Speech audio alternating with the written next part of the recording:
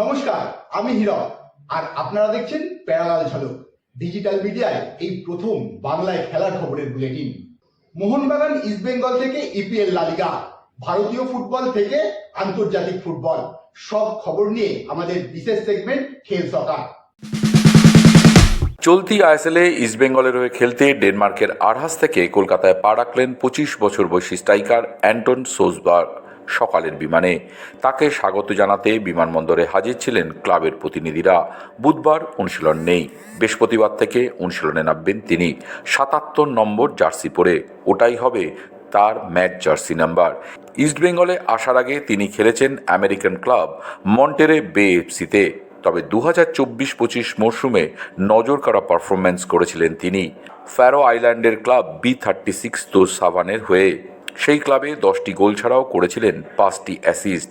Danish youth football থেকে বড় হওয়া অ্যান্টন খেলেছেন ইউএসএল চ্যাম্পিয়নশিপেও।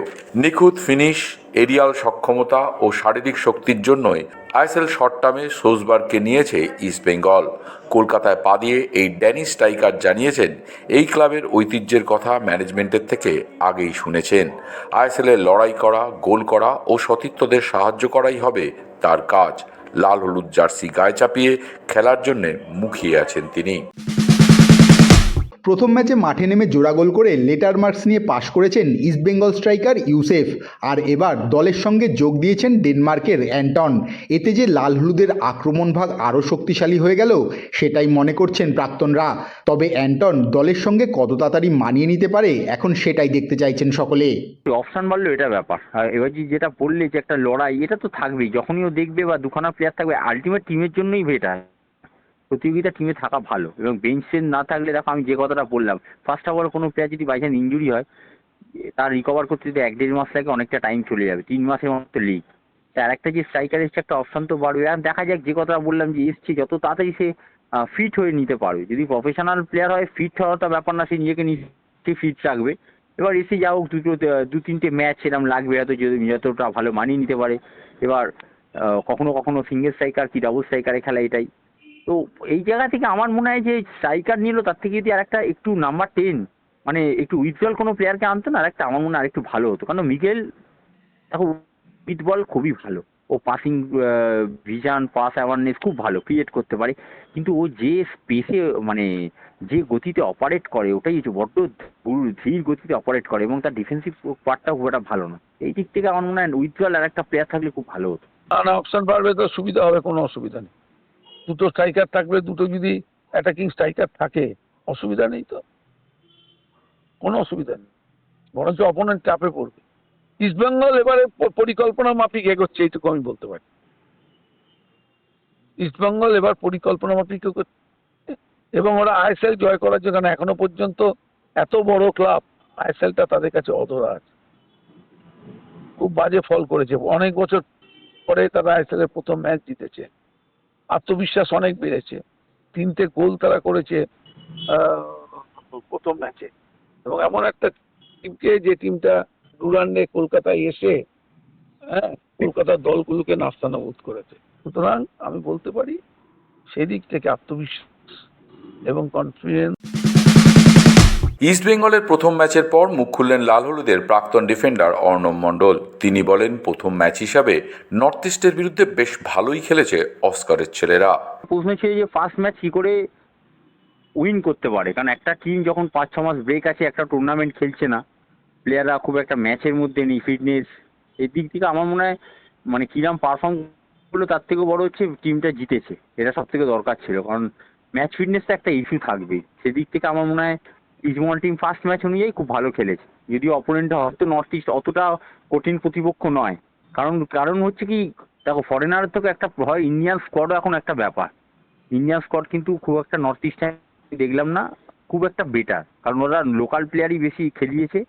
যেমন লাস্ট ইয়ারও কিন্তু নর্থ ইস্টে যে আপফ্রন্টে আলাদিনই কিন্তু অনেক ম্যাচ বার করে নিয়ে চলে গেছিলো, প্রায় বলতে পারো নিজের দক্ষতাতেই একক প্রয়াসই নিয়ে চলে গেছে। সেই দিক থেকে আমি বলবো তাও ইস্টবেঙ্গল ভালো ফুটবল খেলেছে এবং ফার্স্ট ম্যাচটা জিতেছে, ডিজার্ভ করতে যেভাবে খেলেছে। ইউসুফ ইজ্জেজারিকেও যে মনে ধরেছে সেটাও জানাতে ভুললেন না উগাও পাড়ার একসময়ের সতীর্থ। বললেন, ইউসুফ বেশ ফিট, তবে যে কোনো নতুন ফুটবলারকে 5-6 ম্যাচ সময় দিতে হয়। একটা তো জিনিস কি, ও গোল স্কোরিং জায়গায় যেতে পারে খুব ভালো, বক্সে কোথায় যেতে হবে ও জানে, স্কোরিং জোনটা জানে। সবথেকে বড় কথা যেটা মনে হলো, খুব একটা দাঁড়িয়ে খেলার স্ট্রাইকার নয়, যেটা হয় না একটু একটু বক্স স্ট্রাইকার, যতক্ষণ না দুটো দিক দিয়ে বল আসছে বা ওয়েট করে কখন দেবে, সেদিক থেকে ও খেলায় ইনভলভ থাকতে চায়, অনেকটা ড্রপ করছে, লিঙ্ক আপ করছে, এই জিনিসগুলো করছে। তো দেখে মনে হলো যে খেলার মধ্যে আছে, ফিট, ম্যাচ ফিট যেটা বলে না, ওটা দেখে মনে হলো যে, কারণ ও যদি ফিট না থাকতো অ্যাটলিস্ট যে যে জায়গায় কিছু কিছু বল বাড়ি ছিল ও সেই জায়গায় পৌঁছতে পেরেছিল। সেই দিক দিয়ে দেখলে বলো ফার্স্ট ম্যাচ অনুযায়ী ভালো ফুটবল। সব থেকে বড় কথা, একটা স্ট্রাইকার যখন গোল করে কনফিডেন্স লেভেলটা ভালো থাকে, বাকি ম্যাচগুলো এই গোলগুলোকে অনেকটা এগিয়ে দেবে, দেখবে আত্মবিশ্বাসটা ভালো। বাট ভালো, খারাপ নয়, কিন্তু একটাই যেটা হয়তো ফার্স্ট ম্যাচ দেখে যেটা বলা খুব তাড়াতাড়ি আগে বলা যাবে, কারণ সবসময় একটা প্লেয়ারকে একটু টাইম দিতে হয়। একটা নতুন জায়গায় এসছে, নতুন লিগ, নতুন পরিবেশ, সব কিছু মানিয়ে নিতে অ্যাটলিস্ট 5 to 6 ম্যাচেস টাইম লাগে। কিন্তু এইবারে সব টিমের কাছে একটা সমস্যা কি জানো, খুব কম ম্যাচেস, তুমি ভুল করলে চলবে না, এবং যত তাড়াতাড়ি নিজেকে মানিয়ে নিতে পারবে ভালো। মোহনবাগান নিয়েও উচ্ছ্বসিত অর্ণব। যদিও তাদের প্রথম ম্যাচ দেখেননি, তবু ট্রফির নিরিখে ইস্টবেঙ্গলের তুলনায় সবুজ মেরুনকেই এগিয়ে রাখলেন তিনি। কথা, মনমানের যে স্কোয়াডটা আছে না, সব থেকে বড় কথা, সেই স্কোয়াডটা খুব একটা প্লেয়ার চেঞ্জেস নেই, এটাই মনমানের প্লাস পয়েন্ট। এবং সার্জিও লোবেরার জন্য সব থেকে বড় কথা, কাজটা সুবিধা হয়ে গেছে কেন, যে টিমটা পেয়েছে খুব একটা বাইরে প্লেয়ার ইনক্লুড করতে হয়নি, ও একটা সেট পেয়ে গেছে, ওর কাজটা খুব সহজ হয়ে গেছে। কামিন্স বলো, পেত্তাতাস বলো, ম্যাকলারেন, ওরা তো খেলেছে, নিজের তো আন্ডারস্ট্যান্ডিংটা ভালো। খালি রফসান এসছে, ওকেই ঠিক মতো জায়গায় খেলো। বাকি ইন্ডিয়ান স্কোয়াড তুমি যদি দেখো না, থাপাকে দেখো, সূর্যবংশীকে দেখো, তুমি সাহালকে দেখো, সবই তো মোটামুটি একই স্কোয়াড হাফ মাঠে। দুটো উইং ও লিস্টানকে দেখো, এখন এ আছে তোমার মান্দার, এই সরি মনবীর আছে, ওরা তো সবই তো তোমার ইন্ডিয়ান স্কোয়াডে। সুভাশিস এসছে, খালি এবার রানাওয়ারে যে মনে হয় সাইড ব্যাকটা নতুন এসছে, বাট ও তো কোচের মোটামুটি চেনাই। তো খুব একটা মোহনবাগানের জন্য প্রবলেম হবে না। মোহনবাগান মোটামুটি তারা জানে মাঠের মধ্যে তাদের কি করতে হবে না হবে, নিজেদের মধ্যে বোঝাপড়াটাও খুব ভালো। সেন্ট্রাল ডিফেন্ডার দেখো দুটো না একই আছে, সুভাশিস লেফটে আছে, রাইটে অভিষেক খেলতে পারে, রাইটে চেঞ্জও হতে পারে। এখন অব্দি না, এখন অব্দি যদি বেটার বলো, মোহনবাগান টিমকে বেটার বলো, কারণ তারা অলরেডি তারা রেজাল্ট দিয়েছে, ট্রফি দিয়েছে এবং তারা পারফর্ম করেছে। এই ইস্টবেঙ্গল টিম তো গতবার দুটো ট্রফির কাছে গিয়ে ট্রফি দিতে পারেনি।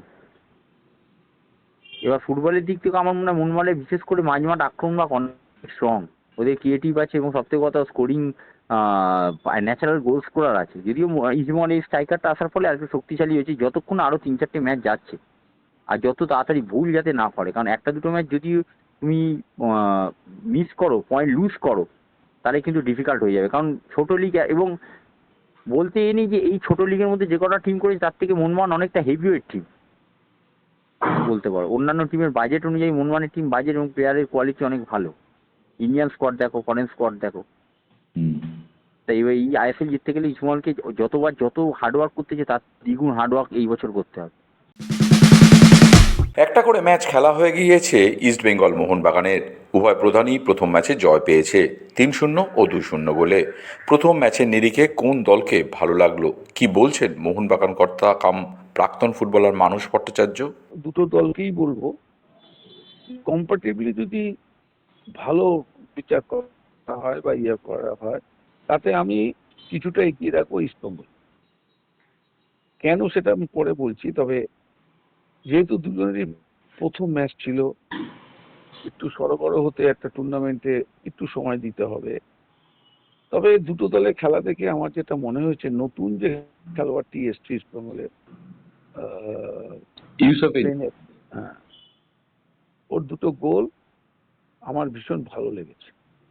একজন বক্স টু বক্স স্ট্রাইকারের যে কাজগুলো করা উচিত সেটাই কিন্তু ও করে দিয়েছে। আর ইস্টবেঙ্গলের উইং অ্যাটাক ভালো হয়েছে, দলের মধ্যে পাদুনি অনেকটা ভালো ছিল, শেষের দিকে প্রেশার অনেকটাই নর্থ ইস্টকে দিতে পেরেছে। ওদের একটা ভালো প্লেয়ার যে আমাদের ডুরান্ডের সকলের নজর কেড়েছিল, সে আসেনি হতে। তবে একটা টিমে কে আসে কে নেই এটা নিয়ে খুব একটা ম্যাটার করে না আমি মনে করি। এদিক থেকে ইস্টবেঙ্গল কিন্তু অনেক গুছিয়ে খেলেছে। বিপিনের অ্যাটাক ভালো ছিল, নন্দকুমারও যেভাবে ইয়ে করেছে, ও কিন্তু খুব ভালোই ওর কাজ করেছে। টপানি ট্রিক্সন এবং আনোয়ার যথেষ্ট নির্ভরতা দিয়েছে। জয়কে অ্যাটাকে বারবার আসতে দেখেছি, এটা আমার ভালো লেগেছে। এদিকে যদি ক্রেসপো, মিগুয়েল ওদের কথা বলো, মাঝমাঠে ওরাও কিন্তু বেশ ভালো ফুটবল খেলেছে। ওভারঅল প্রথম ম্যাচটা ইস্টবেঙ্গল একটা গঠনমূলক ফুটবল খেলেছে, বিশেষ করে লাস্ট 15-20 মিনিটস ইস্টবেঙ্গল খুব ভালো ফুটবল আমাদের উপহার দিয়েছে। মিগুয়েলের গোল খুব ভালো ছিল। আর মোহনবাগানের যদি বলো, মোহনবাগান খেলেছে ভালো, কিন্তু মোহনবাগান লাস্ট 15 মিনিটস যেখানে ইস্টবেঙ্গল প্রচন্ড ভালো খেলেছে, আমার কাছে লাস্ট 15 মিনিটস কিন্তু মোহনবাগান খুব খারাপ খেলেছে। এবং এই সময় কেরালা ব্লাস্টার যেভাবে অ্যাটাকগুলো বাঁ দিক থেকে ডান দিক থেকে তুলে আনছিল, রবেরও খুব অভিজ্ঞ কোচ বুঝতে পেরেছেন, তিনি তখন ডবল ফরেনার ডিফেন্ডার লাগিয়ে দিয়েছেন। বুদ্ধিমত্তার সাথে তিনি এই চেঞ্জটা করেছেন, তা না হলে মোহনবাগান চাপে পড়ে যেত। ওদের পরিবর্তন যে বিদেশি ফুটবলারটি এসেছিল, বাদিক থেকে ও যেভাবে গতি নির্ভর ফুটবল খেলেছে, সেটা কিন্তু যথেষ্ট তাৎপর্যপূর্ণ ছিল এবং তাতে খেলার মধ্যে একটা পেনিট্রেটিভ ব্যাপার এসে গিয়েছিল। তো ফার্স্ট ম্যাচ শ্রীলভেরও দেখেছেন, এদিকে অস্কারও দেখেছেন, ভুল ত্রুটিগুলো তিনি আরো শুধরে নেবে।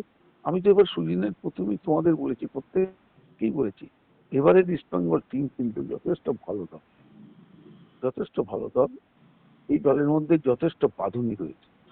কেরালা ব্লাস্টার্সের বিরুদ্ধে প্রথম ম্যাচে চেনা ছকের বাইরে গিয়ে খেলিয়েছেন মোহনবাগানের নতুন কোচ সার্জিও লোবেরা, মনবীরের জায়গায় রবসন রবিনো। কেমন লাগলো ব্রাজিলিয়ান উইঙ্গারকে? মানস ভট্টাচার্য বলছেন, রবসনের টাচ ভালো, গতি কম। মনে হয় মনবীরকে রাখা উচিত।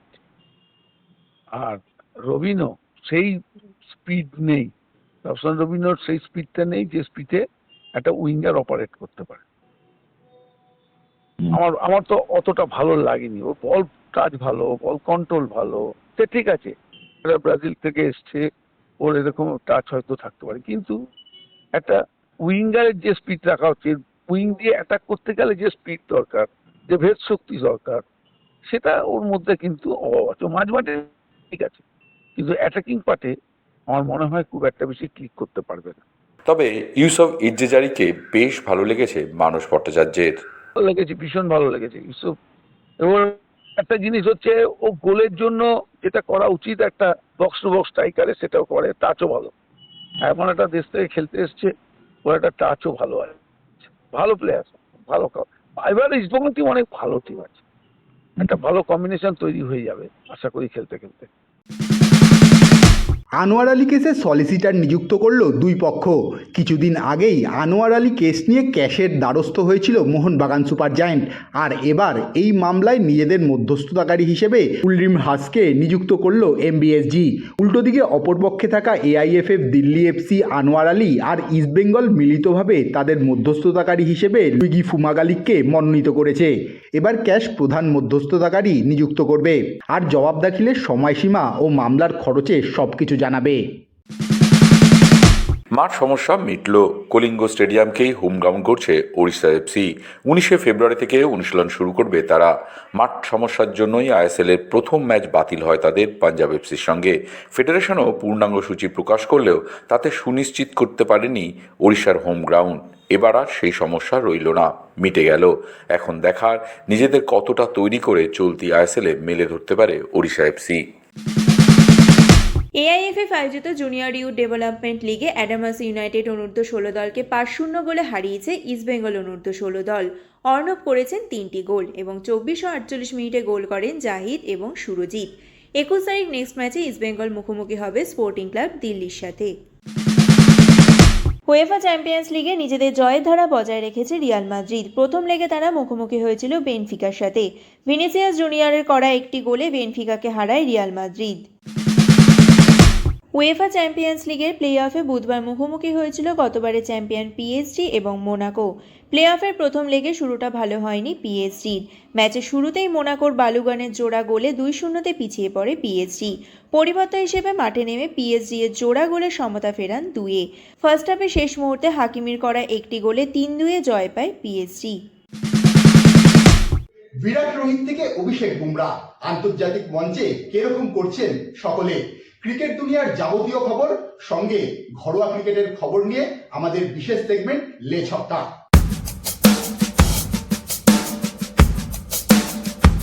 জম্মু কাশ্মীরের কাছে হেরে রঞ্জি ট্রফি সেমিফাইনাল থেকে ছিটকে গেল বাংলা। রঞ্জি ট্রফির শুরু থেকেই দুরন্ত ছন্দে ছিলেন মোহাম্মদ শামি, সুদীপ কুমার ঘরামিরা, কিন্তু আরও একবার ব্যাটিং ব্যর্থতায় বাংলা। কাজে এলো না মোহাম্মদ শামির 8 উইকেট। 126 রান তাড়া করতে নেমে মাত্র 4 উইকেট হারিয়েই লক্ষ্যে পৌঁছে গেল জম্মু কাশ্মীর। 6 উইকেটে ম্যাচ জিতে এই প্রথম রঞ্জির ফাইনালে পৌঁছলো তারা। ইতিহাস গড়ার দিকে আরও এক ধাপ এগোলেন আকিব নবীরা। এদিকে ঘরের মাঠে হেরে হতাশায় ডুবল লক্ষ্মীরতন শুক্লার বাংলা দল।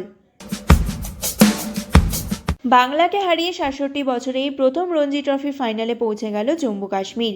চলতি মরশুমে রঞ্জি ট্রফি শুরুর আগে সম্ভাব্য চ্যাম্পিয়নের তালিকায় প্রায় কেউই রাখেননি জম্মু কাশ্মীরকে। যে দলে কোনো তারকা ক্রিকেটার নেই, একবারও খেতাব জেতেনি যারা, সেই আকিব নবীদের নিয়ে কেউই বাজি ধরেননি। কিন্তু সব হিসেব উল্টে দিয়ে ইতিহাস গড়ল জম্মু কাশ্মীর। 1959 সালে রঞ্জিতে অভিষেক হয়েছিল তাদের। এখন স্বপ্ন পূরণ থেকে আরও এক ধাপ দূরে আকিব নবী, আব্দুল সামাদরা। দুর্দান্ত ফর্মে থাকার পুরস্কার পেলেন ঈশান কিষান। আইসিসি টি20 ব্যাটসম্যানদের র্যাঙ্কিংয়ে বড় উত্থান হলো তার। সম্প্রতি আইসিসি তাদের ব্যাটসম্যানদের র্যাঙ্কিংয়ের তালিকা প্রকাশ করে, সেখানে প্রথম 10-এ প্রবেশ করেছেন ঈশান কিষান। 17 ধাপ উপরে উঠে এখন র্যাঙ্কিংয়ে রয়েছেন 8ম স্থানে। মোট রেটিং পয়েন্ট 732। 2026-এর আসন্ন আইপিএলের আগে নিজের ফিটনেসে মন দিয়েছেন ঋষভ পান্ত। আশা করা হচ্ছে মার্চের শেষ দিকে শুরু হতে চলা ইন্ডিয়ান প্রিমিয়ার লিগে তিনি খেলতে পারবেন। গত মাসে নিউজিল্যান্ডের বিরুদ্ধে ওয়ানডে সিরিজের আগের অনুশীলনে পেটের ডান দিকে পেশিতে চোট পান ঋষভ পান্ত, যার কারণে ভারতের টি20 দলে জায়গা পাওয়ার লড়াইয়ে পান্ত আপাতত অনেকটাই পিছিয়ে পড়েছেন। সঞ্জু স্যামসন, ঈশান কিষান, জিতেশ শর্মা এবং ধ্রুব জুরেলরা বর্তমানে এই লড়াইয়ে তার থেকে এগিয়ে রয়েছে। পান্ত শেষ টি20 আন্তর্জাতিক ম্যাচ খেলেছিলেন 2024 সালের জুলাই মাসে। ভারতকে হারানোর চেষ্টার কোনো ত্রুটি রাখতে চাইছে না নেদারল্যান্ডস, তাই ভারতের বিরুদ্ধে গ্রুপের শেষ ম্যাচে নামার আগে বাড়তি প্রস্তুতি সারছে নেদারল্যান্ডস। ক্রিকবাজে প্রকাশিত রিপোর্ট অনুযায়ী নেদারল্যান্ডস ভারতের বিরুদ্ধে ম্যাচের আগে একজন স্থানীয় ব্যাটসম্যানের আবেদন করেছে গুজরাট ক্রিকেট অ্যাসোসিয়েশনের কাছে। প্রতিটা দলই নেটে স্থানীয় বোলারকে ডাকেন। এক্ষেত্রে নেদারল্যান্ডস কিছুটা আলাদা পথে হাঁটছে। টিম ইন্ডিয়ায় এবার 6 জন বাহাতি ব্যাটার আছেন। অভিষেক শর্মা, ঈশান কিষানের সঙ্গে রয়েছেন তিলক বর্মা, শিবম দুবে, রিঙ্কু সিং এবং অক্ষর প্যাটেল। অন্যদিকে নেদারল্যান্ডস দলের টপ অর্ডারে কোনো বাহাতি নেই, তাই গুজরাট ক্রিকেট অ্যাসোসিয়েশনের কাছে বাহাতি ব্যাটসম্যানের আবেদন নেদারল্যান্ডসের। ক্রিকেট ফুটবলের বাইরেও অন্যান্য খেলা নিয়ে আমাদের সেগমেন্ট উইন প্লে।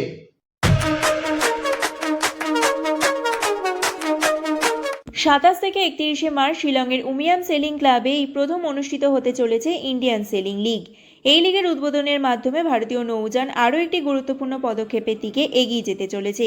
ফ্র্যাঞ্চাইজি ফরম্যাটের আদলে তৈরি এই প্রতিযোগিতায় 13টি দল এবং প্রায় 200 জন নাবিক অংশগ্রহণ করবেন।